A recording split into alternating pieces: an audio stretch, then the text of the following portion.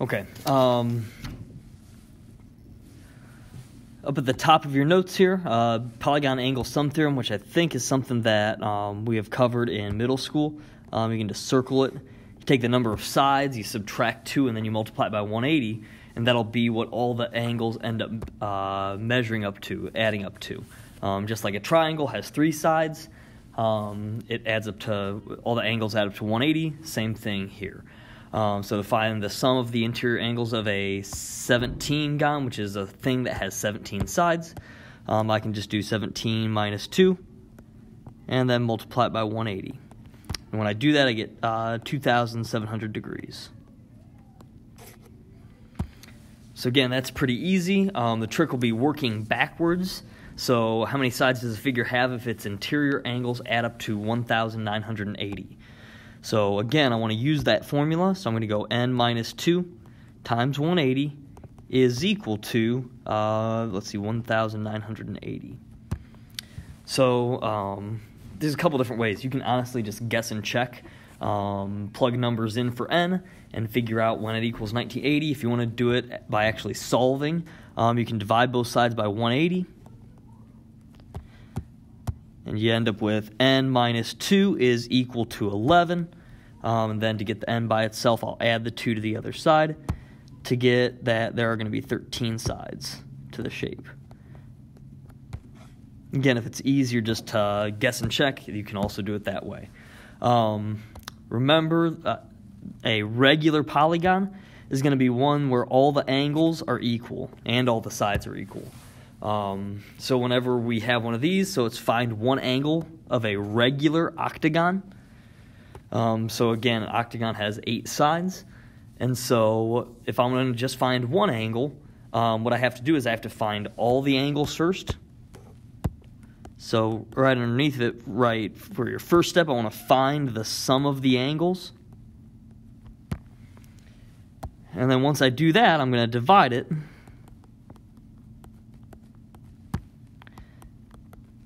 by the number of angles, which is equal to the number of sides that it has.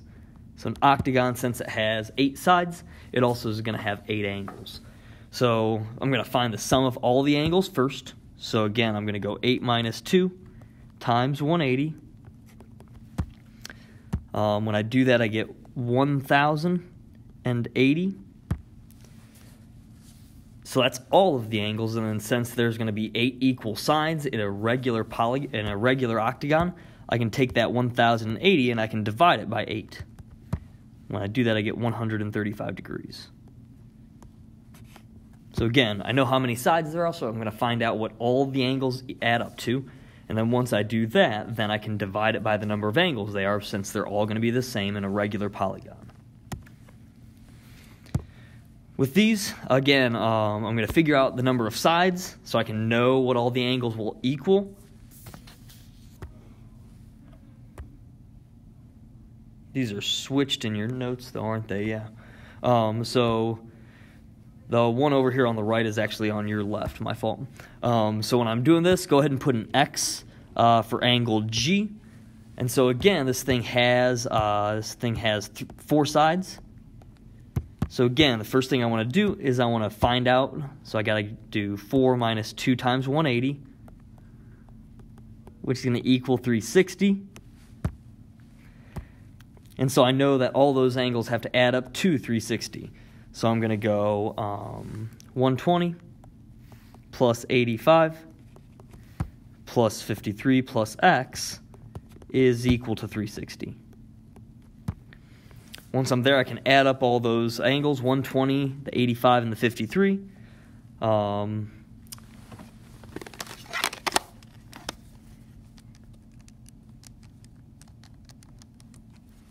get 258.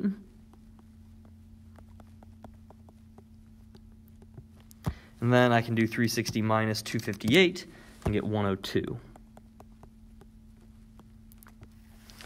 So 102 degrees. Subtracting them all to the other side. Then with the other problem, again, same thing. This thing has 5 sides, 3, 4, 5, yeah. So I can go 5 minus 2 times 180, which gives me 540. and then I can add up all the angles together. So I can go 90 plus 110 plus 120 plus 150 plus x is equal to 540. And so again, I can subtract all those, so do 540 minus 150 minus 120 minus 110 minus 90, and that gives me that x is equal to 70.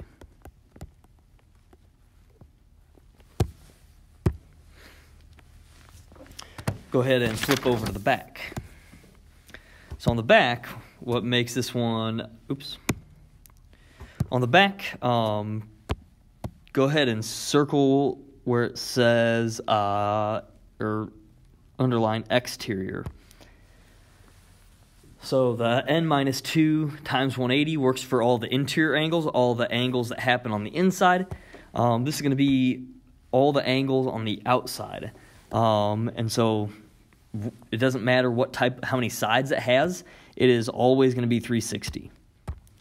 So off to the right-hand side, you can see angles 1, 2, 3, 4, and 5 are all exterior angles. They're on the outside of the shape. And so that means that they're going to add up to 360. Always, always, always. So it says, what's the measure of angle 1 if the pentagon is regular? So what I can do is, again, I just know that since it's regular, all the interior and exterior angles will be the same. And so I can go 360 and divide it by the number of exterior angles, which is 5. This is the sum of the angles, and then this is the number of angles. When I do that, I get 72 degrees.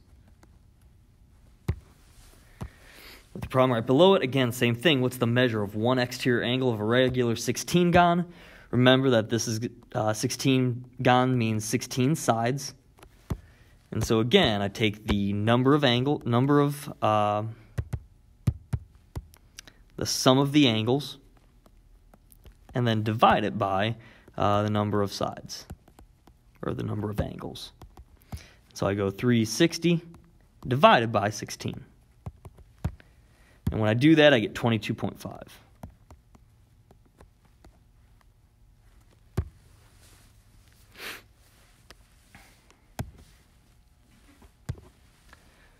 Last two problems then. Again, 15, those are interior angles. So since they're interior angles, I can find out the degree of all the angles adding together by doing 4 minus 2 times 180, which gives me 360. And so I can go 2h plus 2h plus h plus h is equal to 360. When I add those together, I have 6 h's is equal to 360. And so I know that h is equal to 60. Go ahead and label the picture then. So if I know that both of these guys are going to be 60, these are both going to be 120.